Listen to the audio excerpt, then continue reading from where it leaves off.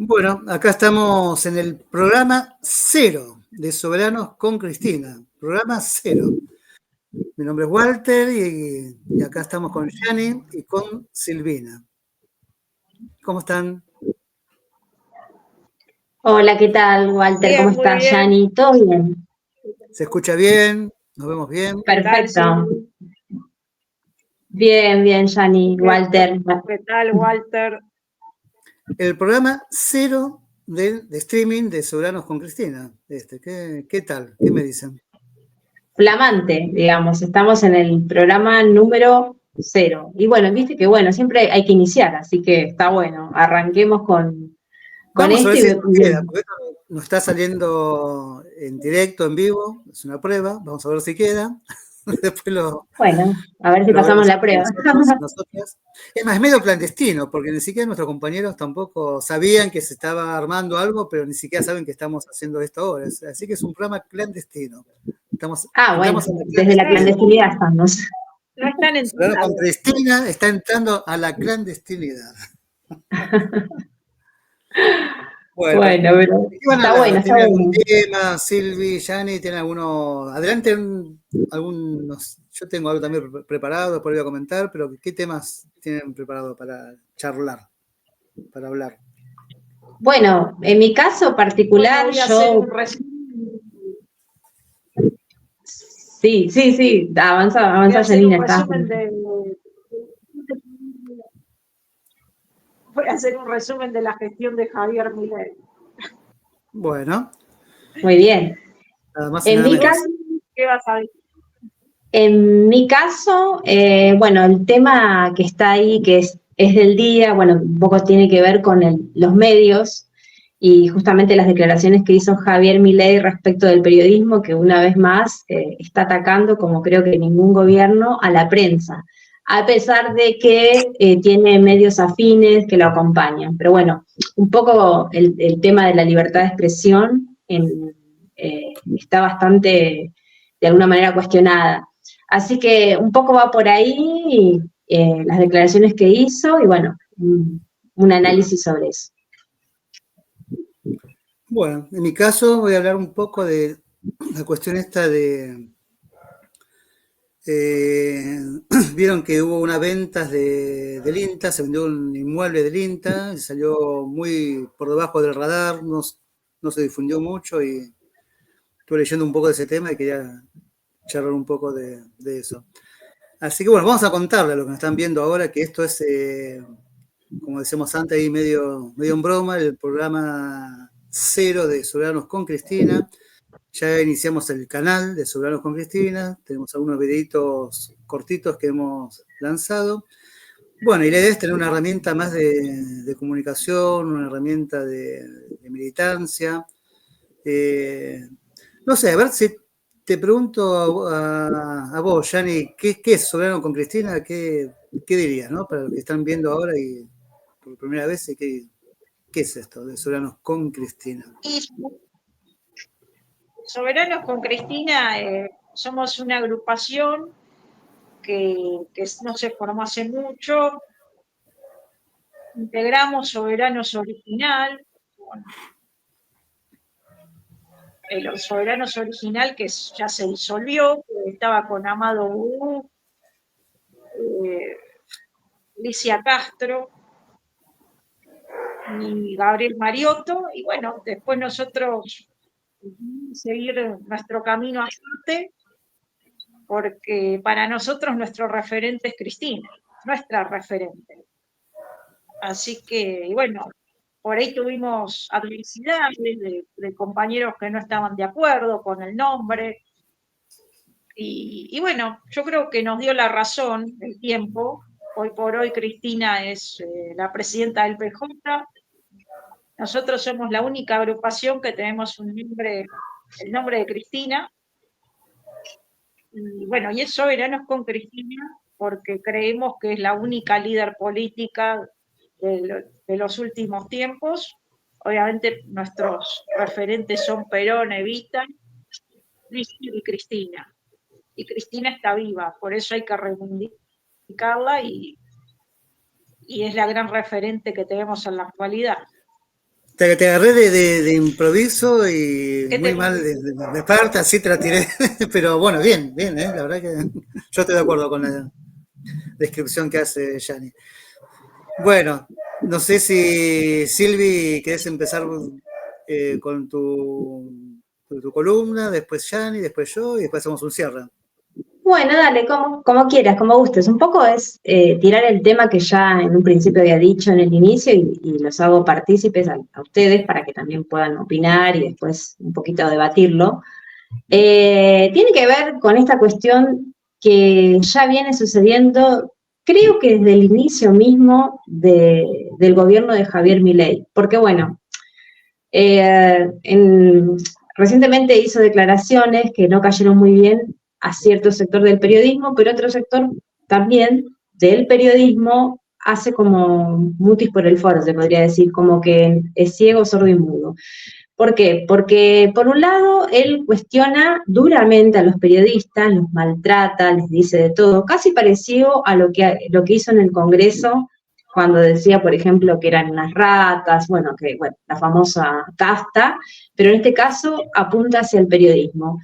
Y el tema que es muy sensible, que tiene que ver obviamente con la libertad de expresión, porque periodismo inserto en lo que es una democracia es más que vital y necesario que exista la prensa libre. Pero aparentemente a este gobierno no le gusta que digan las cosas por su nombre o que se cuestione mínimamente, aunque hay pocas voces disidentes. Yo creo que justamente, de paso un poco hablando sobre este canal que estamos inaugurando recientemente, es una herramienta, como dijimos, la comunicación es una herramienta más, pero sobre todo en un contexto donde las voces están muy uniformes o si no, acalladas o silenciadas por conveniencia, por prebendas o porque hay, bueno, lo que se dice los periodistas ensobrados, que los hay, pero también están los otros periodistas que son muy buenos y que obviamente expresan y dicen lo que al gobierno no les gusta, pero estos son los que son más castigados, fustigados por el gobierno de Javier Milei. Bueno, ¿qué es lo que sucedió? Y obviamente hubo voces que salieron a combatir esto, lo que el gobierno dice con respecto a lo que la prensa hace. A mí, yo pensaba y hacía un paralelismo en los 90 con la época de Carlos Saúl Menem, que él fue uno justamente de los que si bien todo su gobierno fue cuestionado por muchas cosas, pero hay que decir una cosa que fue muy distinta en cuanto si se hace una relación, cómo era la prensa, el periodismo, en sí mismo a lo que se decía en el momento, se hablaba. Obvio que había periodistas, como pasa siempre en todos los gobiernos, afines, que acompañaban y demás, pero por otra parte había los otros que decían las peores cosas, incluso con respecto a la imagen del presidente, se burlaban y demás. Y bueno, creo que Menem tenía cierta amplitud, lo cual yo no veo, por ejemplo, en Milei. Él no quiere que se le cuestione nada ni que se diga nada en contra del gobierno, absolutamente. De hecho, tiene como su vocero, en este momento ahora ascendido al rango de ministro, a Dormi, donde él comunica todas las mañanas y generalmente tiene unos cruces con algunos periodistas que le cuestionan. Por ejemplo, uno muy reciente tuvo que ver con lo que se determinó cuánto va a ser el básico, el mínimo vital y móvil, que de hecho, bueno, por otra parte es una burla, porque fue un aumento irrisorio que no modifica ni mueve el amperímetro para nada de lo que es hoy en día, como están las cosas, la inflación, la economía. 279 pesos hoy en día es para reírse, porque nadie puede sostenerse con eso inevitablemente. Pero bueno, un poco es, ante cualquier cuestionamiento, sea este o cualquier tema, el gobierno sale a correrlo, o sea, a decir lo que la prensa hace. De hecho, ¿yo por qué hacía el paralelismo con la época del menemismo? Porque hubo algo que después el gobierno impuso, lo de calumnias e injurias, que eso para los periodistas lo llevaba a juicio y bueno, tenía sus consecuencias, obviamente. Después eso se eliminó, pero a pesar de eso, ahora más que nunca está en foco todo lo que tiene que ver con la prensa, porque también hay que decir, esto conecta con otra cosa, que no es solamente la libertad de expresión por un lado, que se está en cuestionamiento, sino también por otra parte es el relato que construyen algunos medios. Y ahí entra la gran paradoja, porque por un lado hay periodistas que son perseguidos por ser voces disidentes o por mínimamente a veces animarse a decir algo que no está bien o que no es verdadero, ya salen a ser perseguidos por el gobierno, por el oficialismo. Y por otra parte están aquellos que son los periodistas afines, sobre todo, por ejemplo, los de La Nación Más, que tiene sus preferidos, donde acompañan todo lo que hace el gobierno, para ellos todo está bien, y se construye ese relato que un poco se baja hacia la sociedad e impacta en la opinión pública, porque también, obviamente que esto tiene un asidero y un correlato, que es la opinión pública, que es, obviamente, se forma a través de los periodistas que instalan en la agenda diaria determinados temas. Y bueno, ahí entra en juego todo lo que tiene que ver con lo que hace este gobierno, que permanentemente transforma lo que es algo negativo, que puede ser para la sociedad muy nocivo, en algo aparentemente, entre comillas, positivo, porque tergiversa todo. Pero obviamente que eso no puede ser posible si no tiene un blindaje mediático, un acompañamiento mediático. Por eso es paradójico, porque por un lado, con el látigo los castiga a los periodistas, y por el otro, los ensalza, los invita a comer asado a esos periodistas amigos. O sea, yo creo que acá también me parece que hace falta más rigurosidad de todos los periodistas, porque me parece que está muy mal que se deje o que se permita que un gobierno los critique duramente, cuando después, por otra parte, mediante, por abajo, obviamente,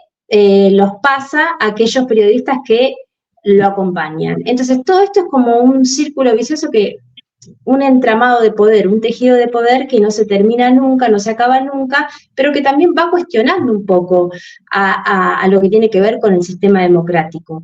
Yo creo que debe existir libertad de opinión y de prensa, más allá de que puedan estar de acuerdo o no de acuerdo con el gobierno, pero debe haber una objetividad siempre. No importa si es de derecha, si es de izquierda. Acá el punto central es que se diga dentro de todo la verdad y obviamente que se deje de construir ese relato, que es un poco lo que los medios están haciendo y están acompañando. Bueno, es un poco eso, y lo traje acá porque me parece importante también un poco comentarlo. No sé qué piensan ustedes al respecto. No, muy bien, muy bien. Estaba jugando un poquito ahí con los encuadres, investigando esto de sí, ahí me veo en otro ángulo. Otro ángulo de la noticia. Exacto. No, el tema de la información, la comunicación, me parece que y tiene que ver mucho también con la batalla ideológica, ¿no? Que dice Milei que quiere dar y porque realmente el tema de sometimiento del amo, el esclavo que acepta todo lo que es el dominio del amo, y tiene que ver con una cuestión ideológica. Y la comunicación en estos tiempos, en estos momentos, me parece que es una herramienta fundamental. Y que, nosotros del campo popular en general nos falta todavía recorrer ese camino para poder... No hemos podido llegar a convencer a la gente de que en la época de Néstor, de Cristina, se vivía mejor. Está bien, hay muchos que no lo vivieron, ¿no? Sobre todo los jóvenes, los más chicos. El recuerdo más que tienen son los años de Macri y los años de Alberto Fernández. Son 10 años que bueno, ya sabemos lo que significan. Pero me parece que ahí nosotros tenemos que hacer un recorrido en ese sentido. Y el sistema tiene bien aceitado, esto que bien explicás vos, ¿no? Cómo lograr transformar y dar vuelta la realidad, ¿no? Hacernos vivir otra realidad, no sé. Exactamente. La otra vez lo estaba escuchando justamente a Jorge Aleman, Y me parecía interesante lo que decía, cómo esta sociedad también acepta ser estafada en cierta manera. Eso tiene que ver un poco con la opinión pública, porque este gobierno entró obviamente mintiendo, diciendo que iba a ir en contra de la casta, pero nunca dijo que la casta obviamente iba a ser el pueblo. Entonces, pero aún así, la gente un poco tiene que ver con este engaño, que se deja engañar, pero entre comillas se deja engañar. Por eso es que para mí, es mi apreciación, el gobierno de Milei se sostiene en el tiempo producto de este engaño. Porque a pesar que la gente la está pasando mal, que hay un 70% de gente que está por debajo de la línea de pobreza, que cada vez esto está cada vez peor, sin embargo se sigue sosteniendo porque hay una construcción de un relato. Eso es lo que decía Alemán en una entrevista que le daba a un periodista, creo que era el Gato Silvestre, en C5, y decía que hay también una crisis grave de representatividad, pero que esto venía ya anteriormente, que es lo que hablábamos a veces un poco, ¿no?, entre los compañeros, que hay una crisis de legitimidad y de representatividad política. Por eso también yo creo que el gobierno de Milei se montó sobre eso y ahí construye su propio relato. Hace como una ficción, donde si ustedes escuchan las declaraciones que él dice, que bueno, que la inflación, que la frenó, que lo macro está perfecto, que está todo bien, que ahora ya incluso dijo que para el 2025 ahora va a venir, está diciendo, está anunciando con bombos y platillos que vamos a estar mejor. No sé qué es para él estar mejor, pero bueno. Y de última, un poco lo que decía Alemán es que en realidad el plan de él fue exitoso. Y vos decís, ¿cómo? ¿Cómo es?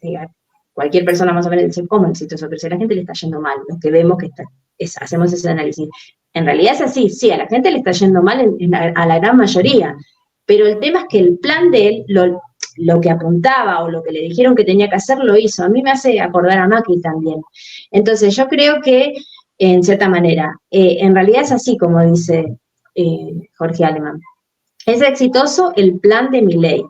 Y la farsa o la construcción de ese relato hace que la gente crea en que, o un sector de la población todavía que lo tiene cautivo, que va a llegar a ver esa luz al fondo del túnel y que todos van a ser felices y bueno, que esto va a ser una economía brillante, pero no se está viendo la realidad, que cada vez estamos más pobres, que la Argentina está cada vez más endeudada y que la gente este país se está convirtiendo en un país más de servicio que de producción, porque no hay valor agregado, eso en lo económico.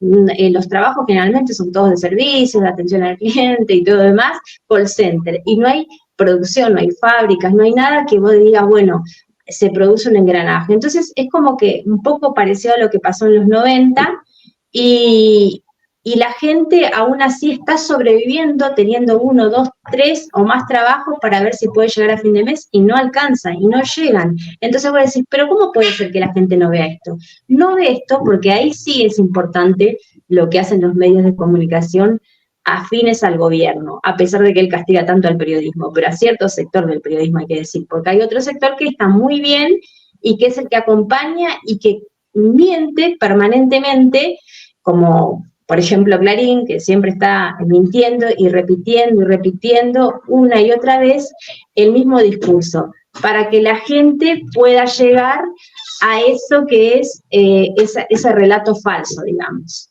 Y bueno, yo creo que pasa por ahí la cuestión, no sé qué dicen ustedes.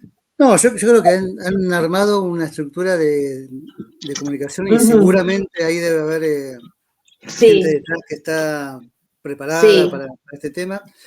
Sí. Que es basarse en. Yo lo he armado y que Macri también lo tenía, pero acá es como una etapa superior.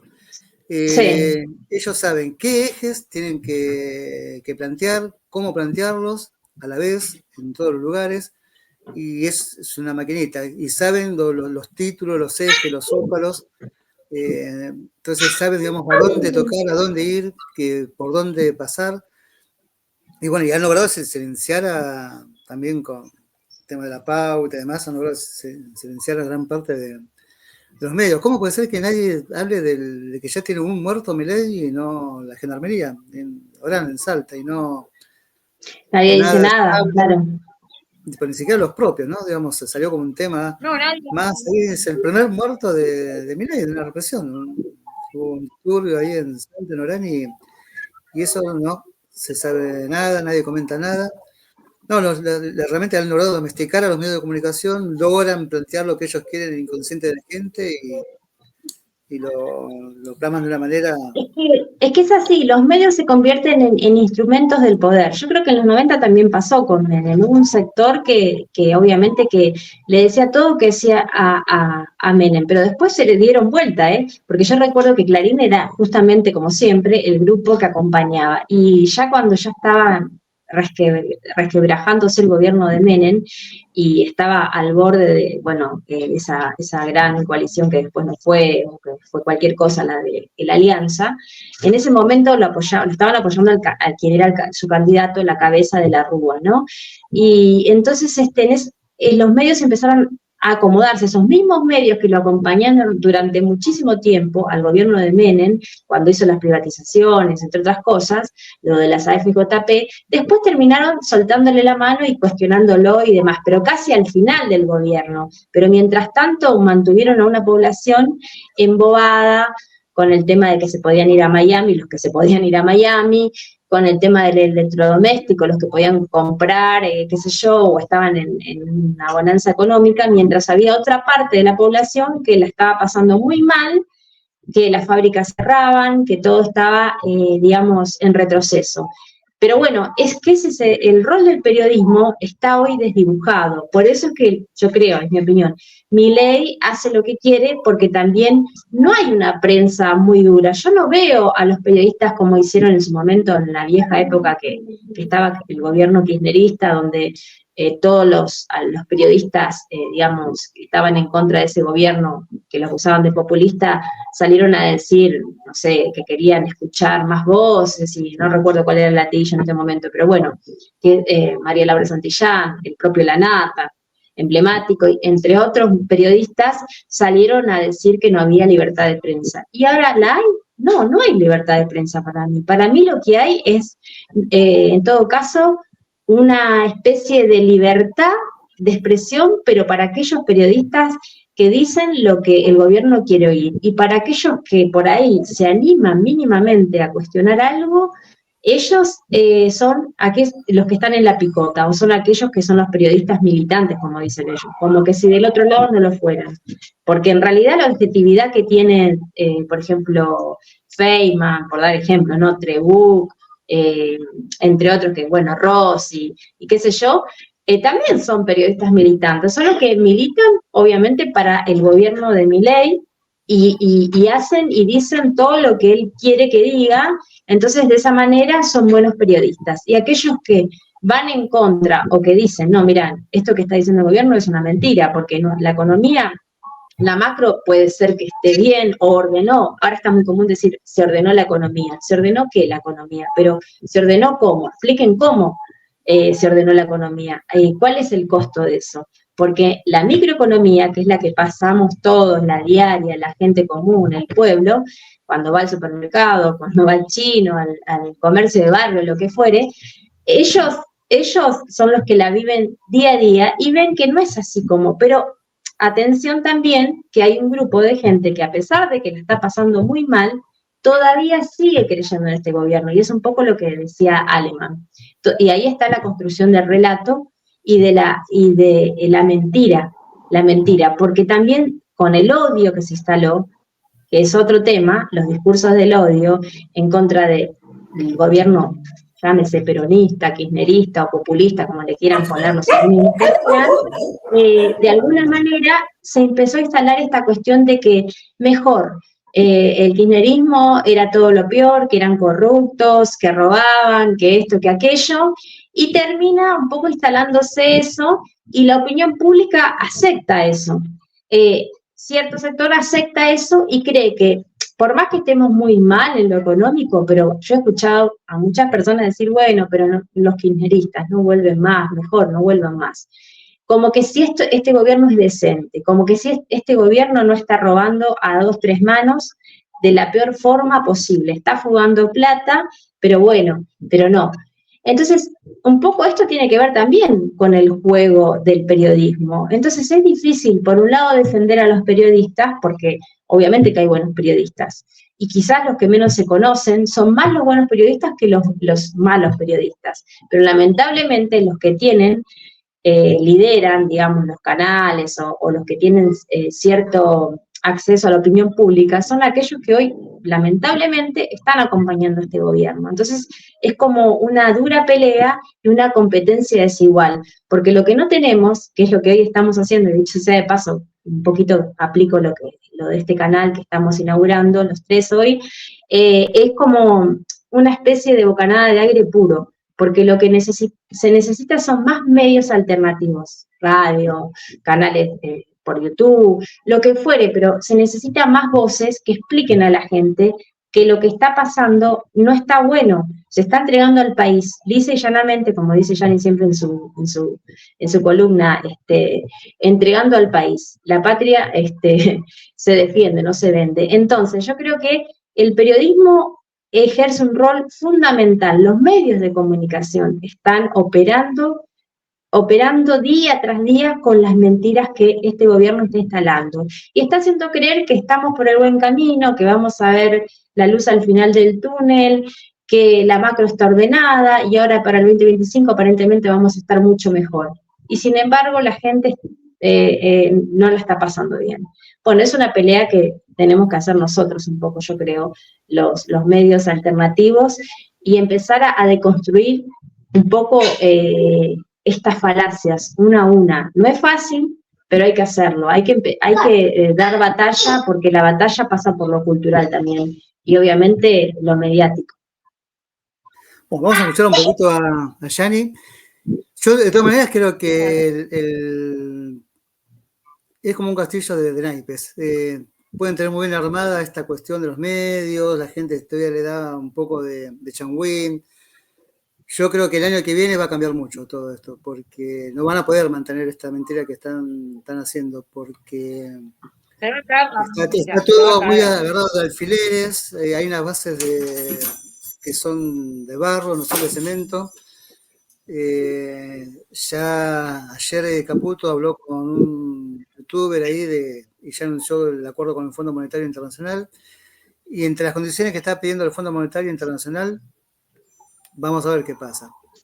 Porque pide la salida del cepo, pide una serie de condiciones que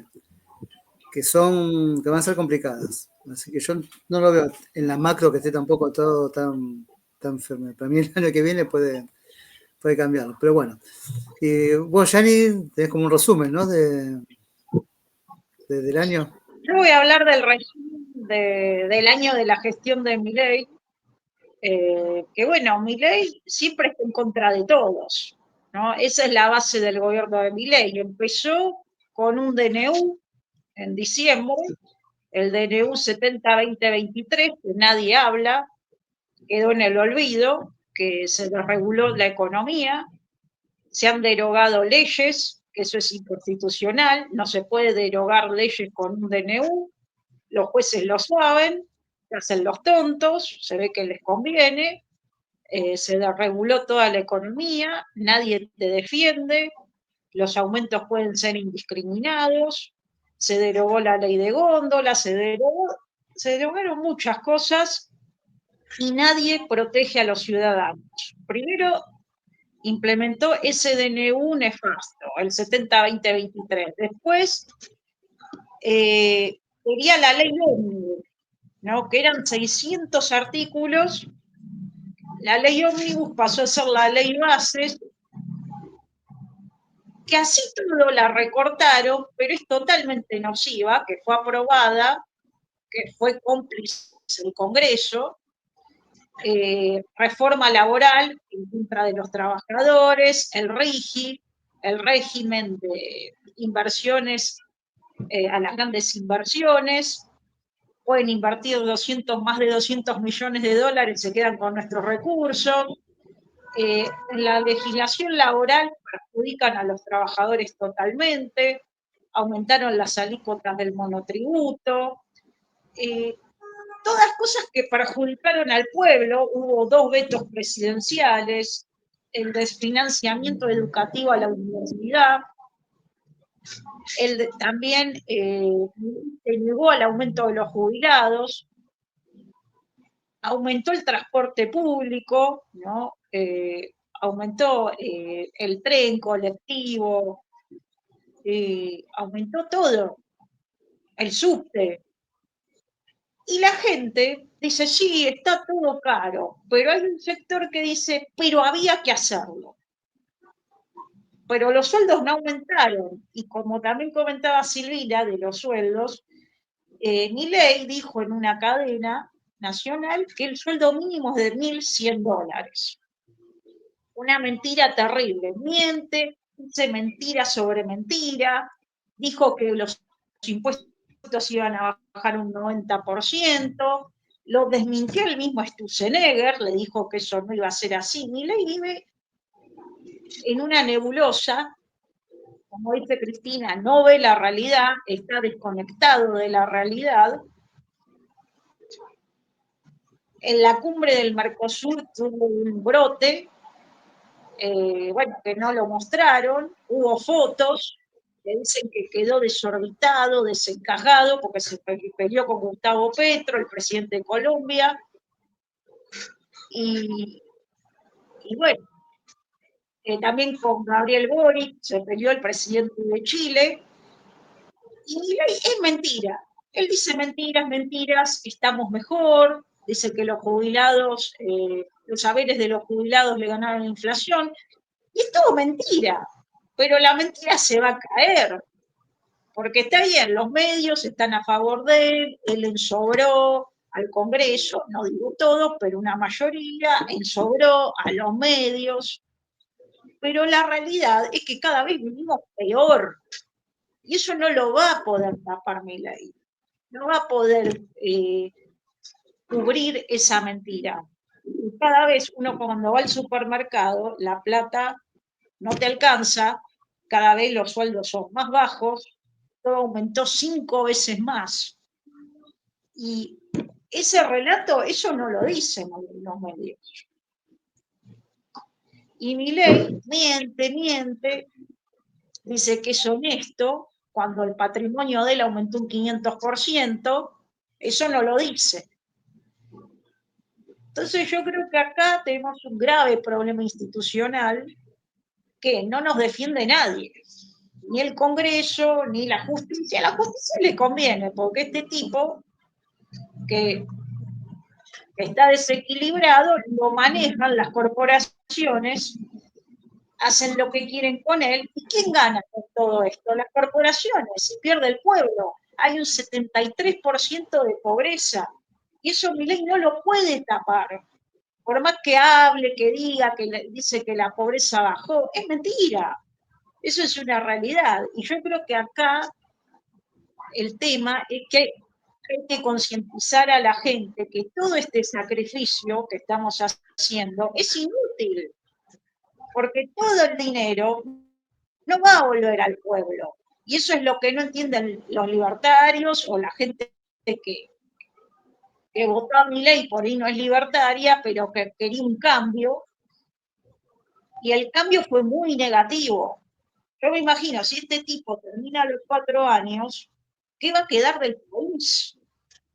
La verdad yo no quiero que termine. No quiero, porque yo estoy cansada de escuchar y no, tiene que terminar, sí.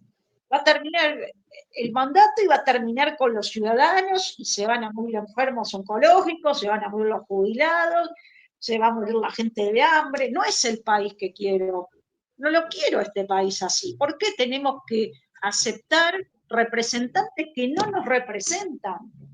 Los representantes no están cumpliendo el contrato electoral, que tampoco lo cumplió Milei, porque Milei mintió, dijo que la casta política iba a pagar el ajuste, y lo está pagando el pueblo.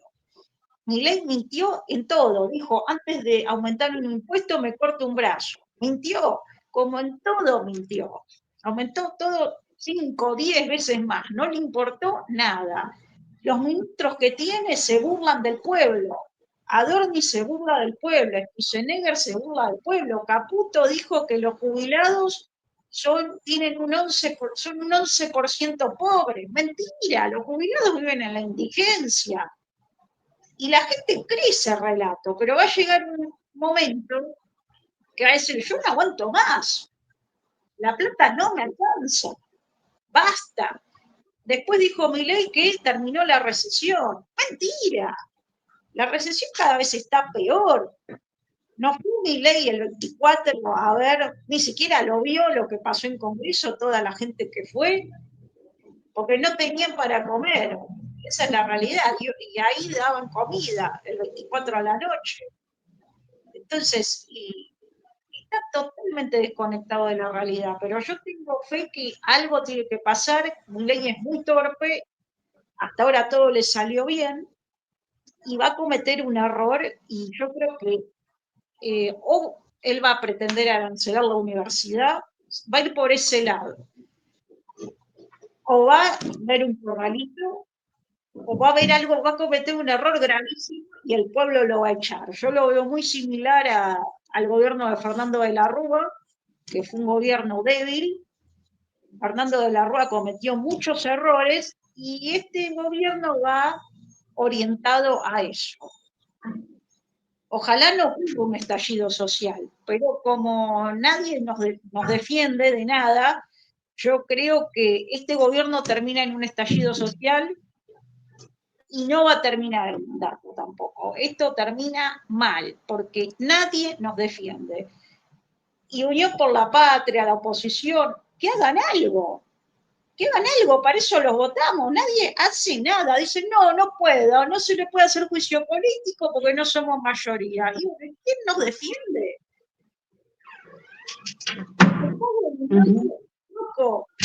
Porque no, el tipo no sabe ni dónde está parando, pero lo manejan por todo, lo manejan las corporaciones. El DNU 70-2023 lo hicieron las corporaciones y sigue en vigencia. Y a nadie le importa nadie lo habla. Y bueno, yo creo que estas cosas hay que hablarlas. Porque así como el periodismo, los medios de comunicación mienten, el primer mentiroso es Milei, que odia tanto al Estado y él vive del Estado. Él y la familia vive del Estado. No, él dice, no, que este gobierno, dice, el gobierno de él es austero. ¿Dónde es austero? ¿Dónde es austero? Se hizo una pileta, la techó, que le costó no sé cuánto en Olivos. ¿Eso es el austero? Y la gente se muere de hambre. Que Petovelo no quiere dar los alimentos a los comedores. Pero le dieron comida a Ucrania, mandaron comida a Ucrania y a Israel. No, es un disparate. La verdad que Milei es todo lo que está mal. Todo lo que está mal. Pero bueno, que hagan algo los políticos también, que le pongan un freno, ¿no? Me parece. ¿Por qué no le ponen un freno y le aceptan todo? No sé, eso es lo que a mí me parece. No sé qué le parece a ustedes.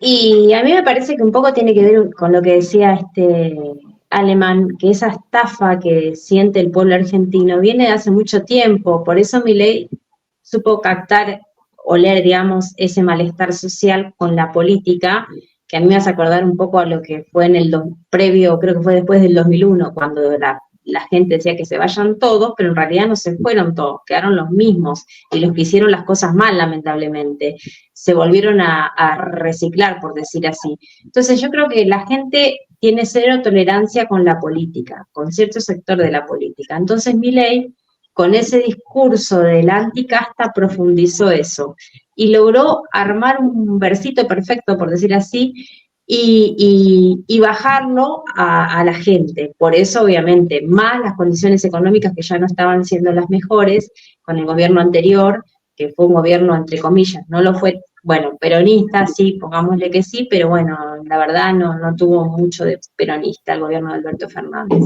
Se cometieron errores graves en lo económico, y obviamente hubo, sacando la pandemia, que fue dentro de todo, para mí, dentro de todo el gobierno lo llevó bastante bien en relación con otros países. Pero después de eso, lo económico nunca pudo salir de ese círculo vicioso, no, la gente no pudo, y estábamos bajo un gobierno peronista, se supone. Entonces creo que esas son las falencias o la autocrítica que uno, a veces lo hablamos entre los compañeros, Pero a su vez también Milei se montó sobre eso y a partir de ahí empezó a construir ese relato falso. Entonces yo creo que ese es el problema. La estafa, como decía este intelectual Jorge Alemán, la estafa es algo que ya sucedía y venía de hace mucho tiempo. Lo supo canalizar, lo supo ver Milei y el sector o el entorno que lo acompaña, y logró instalar esto en la gente. Y todavía le sirve, le reditúa, hay que decirlo, porque la verdad le sirve todavía y sigue diciendo una y otra vez cuando se sume a una tarima, se lo dice en el propio Congreso a los dirigentes, que muchos de ellos han sido comprados, cooptados por el gobierno de Javier Milei, ya sea por un cargo político o por un sobre, por dinero, por lo que fuere, esas prebendas que bueno, él obviamente opera o manda a sus operadores, y entonces les dicen en su propia cara que son ratas inmundas. Yo creo que si vos, como dirigente político, no te sentís parte de eso, no deberías ni tolerar que alguien te diga eso. Levantarte y hacer algo mínimo, pero se callan las voces y hay una voz, ese es el problema. La dirigencia, no digo toda, obviamente, no estamos generalizando, pero en su gran mayoría acompañó esta estafa electoral. Entonces, el pueblo se siente doblemente estafado, en cierta manera. Lo que pasa es que la estafa de Milei está encubierta y solapada. Esa es la gran estafa, digamos, porque mintió desde el momento uno cuando dijo que iba a ir contra la casta. En realidad él está acompañando más que nunca a la casta, que es como dice Janina, las grandes corporaciones, que son los que están ganando acá, las corporaciones. Y mientras tanto la gente cada vez está pasándola cada vez mal. Pero se les dibujó un versito perfecto, lindo, en donde se dice que se va a ir en contra de la política, entonces ahí les piden a empleados públicos. Hace poquito, ya recientemente dijo que iba a echar no sé cuántos más, 100 más, no recuerdo de qué ministerio, creo que de Justicia, no sé de qué organismo, de la Secretaría de Derechos Humanos. O sea, se pone al empleado público como que es el ñoqui y es el que da déficit, cuando en realidad no es así. Está más que probado que aunque hubiera o existiera algún que otro mal manejo o alguna persona que supongamos que estuviera ñoqui, que estuviera acomodada, ¿cuánto puede ser? 1, 2, 3, pongámosle como máximo. Y no es así, porque él también está acomodando a su gente a diestra y siniestra, con sueldos más que importantes, y mientras tanto echa un montón de gente por WhatsApp o por la forma más cruel que pueda haber, la gente del CONICET, por ejemplo, científicos, gente que está probado que son gente idónea, que tienen años de carrera, de estudio, que han servido y han ayudado al país, y sin embargo son despedidos como si fueran, no sé, lo peor del mundo. Mientras tanto se sigue instalando a través de los medios que el Estado da pérdida, que el Estado da déficit y que hay que eliminar todo lo que sea del Estado, desregularlo, porque este gobierno vino a hacer eso, a desregular todo y a dejar, como él dice, que bueno, la gente si se muere de hambre algo va a tener que hacer, ¿no? Claro, ¿qué va a hacer? ¿Cómo va a vivir si no entonces? Es una elección, dice él, pero en realidad un poco esto tiene que... Sí. Él dijo, la gente tiene derecho a morirse de hambre. Tanta crueldad, y la gente, la sociedad también está enferma, porque no pueden votar a alguien así, que prefiere que se muera la gente de hambre. Exacto, es terrible lo que dijo. Es terrible porque también va construyendo la opinión pública y va generando el individualismo, que eso ya lo vivimos, o al menos yo recuerdo, en los 90, donde había una sociedad, la mitad que la pasaba muy bien, que eran los que se iban, a Miami, que la pasaban, bomba, hacían shopping, lo que fuere, y la otra mitad que estaba mirando la vidriera, que no podía acceder a nada. Entonces, es como que se construye ese individualismo feroz, individualista, alienante, donde la gente, cada uno que haga lo que pueda, cada uno tiene que hacerse de lo suyo o tiene que sobrevivir, o si no ya sabe cuál es el camino. Entonces, el Estado acá no está, directamente acá el Estado está ausente. No solo que se instala, la idea de que el Estado es deficiente, sino que está ausente totalmente porque hay un mercado que está reemplazando al Estado, y ese es el error. De hecho, ya tenemos compañeros que nos comentan que trabajan diariamente en los comedores, que están en determinados lugares de mucha vulnerabilidad, y están diciendo ya que los narcos están metiéndose en el lugar, obviamente, donde la política, que sería el Estado, en representación del Estado, no está actuando, porque no hay gente que se encargue de eso, y los chicos se están muriendo de hambre, entonces, ¿qué mejor que venga un narco, un tipo, a poner plata, porque sabe que necesitan comida? Entonces, por un lado les da plata a las señoras para que puedan cocinarle algo a los chicos, y por otra parte, esos pibes cuando crezcan van a ser los soldaditos de ellos para hacer el trabajo que, bueno, que les den ellos. Entonces es una cosa media perversa a la vez, o sea, quien te está proveyendo, perdón, de comida, de alimento, después te va a mandar a matar. Los típicos sicarios. Eso es muy tipo al estilo Pablo Escobar, porque eso es lo que hizo Pablo Escobar en Colombia. Ayudaba a la gente que menos tenía, qué sé yo, era como una especie de, entre comillas, héroe por un lado, pero por el otro hizo una masacre terrible. ¿Por qué? Porque había un Estado, bueno, más allá de las problemáticas que tiene el país, ¿no? Obviamente, pero eso pasa cuando no hay un Estado presente. El Estado debe estar siempre, porque necesita contener a aquellos que menos tienen, ayudar a progresar a la gente, no, digamos, estar de brazos cruzados. O si no, ¿cuál es el sentido en sí de la política? Si el Estado es política, la acción política pasa por el Estado. El tema de Milei es que miente tanto. Él es fanático de Estados Unidos, de Inglaterra, de Israel. Esos tres países tienen estados muy presentes. Y él dice, y él odia el Estado. El Estado está presente en Inglaterra también y en Israel también. Hasta él se contradice que de libertario no tiene nada, de liberal no tiene nada. Ya directamente tiene rasgos fascistas, porque es homofóbico, xenófobo, odia a los pobres. Va en contra de todo, rompe todo.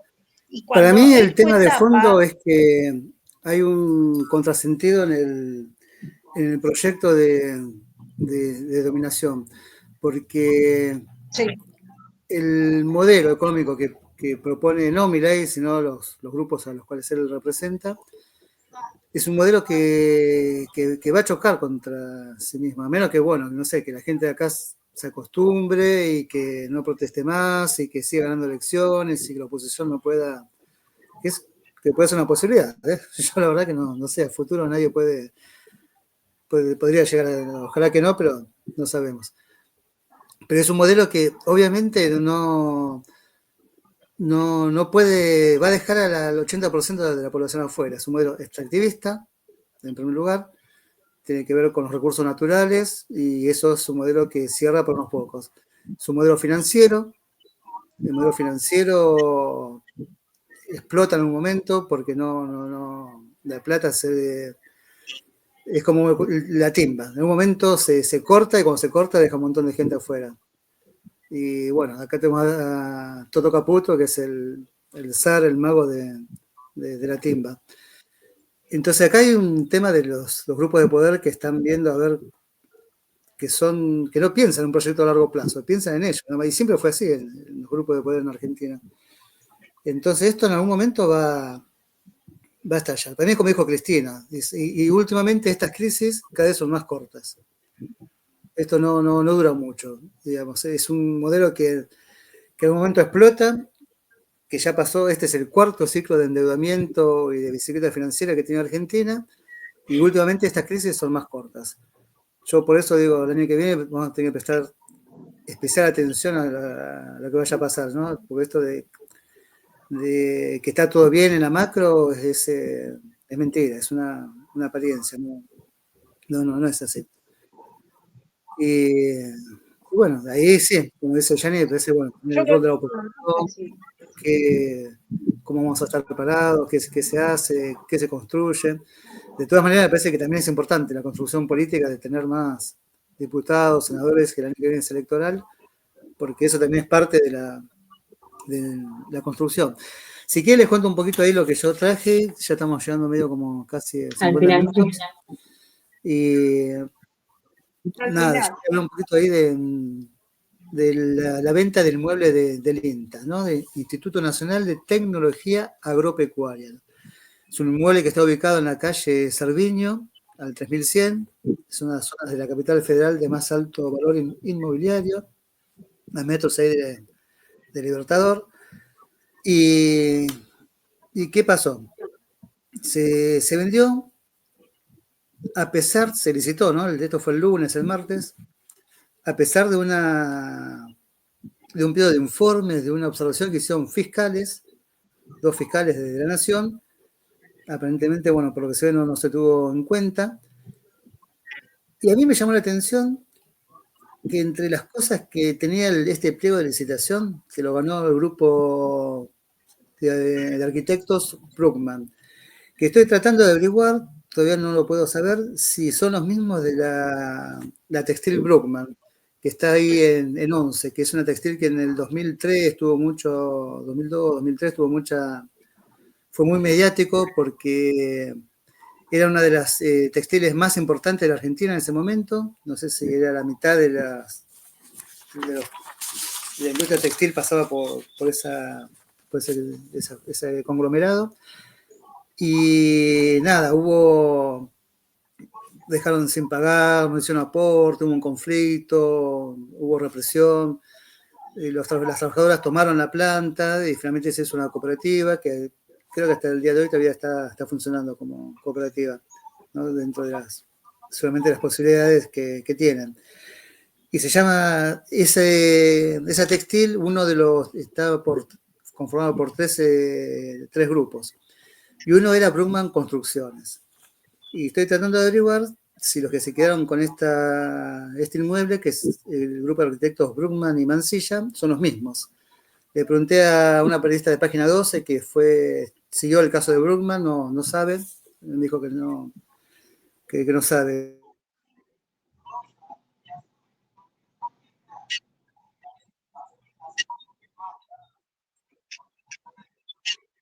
Se quedó congelada la imagen. No se escucha. ¿No? Ahí va, congelé, ¿no? Sí, recién, unos segundos. Pero... No, ya me pasó como 3 o 4 veces. Creo que es el problema no del Wi-Fi, sino de la network, que hace tiempo tiene ese problema. Bueno, le decía que también le pregunté a Carlos, nuestro compañero de la Casta está en orden, que es arquitecto y no sabe tampoco, iba a averiguar. Me llama la atención que es el mismo apellido. Pero la cuestión, bueno, que este grupo de arquitectos, estudio de arquitectos que nació en el 78, en la dictadura, se quedó con son desarrolladores inmobiliarios. En el pliego de condiciones, una de las cosas que ponen es que está prohibido hacer escuelas, plazas, dejar el edificio como valor histórico. No, lo tienen que destruir y hacer un edificio. Y tienen que hacer el 75% de la máxima cantidad de pisos posible para la zona. O sea, está hecho como para que los desarrolladores inmobiliarios de torres de lujo, ellos son los que pueden tienen condiciones de construir una torre ahí. O sea, el título tendría que ser: Milei no quiere plazas ni escuelas. Bueno, claro. Esto no salió en ningún lado, no sale, no lo veo, salió muy tapado ahí como una noticia más. Y llama mucho la atención, incluso, bueno, a los fiscales también, digamos,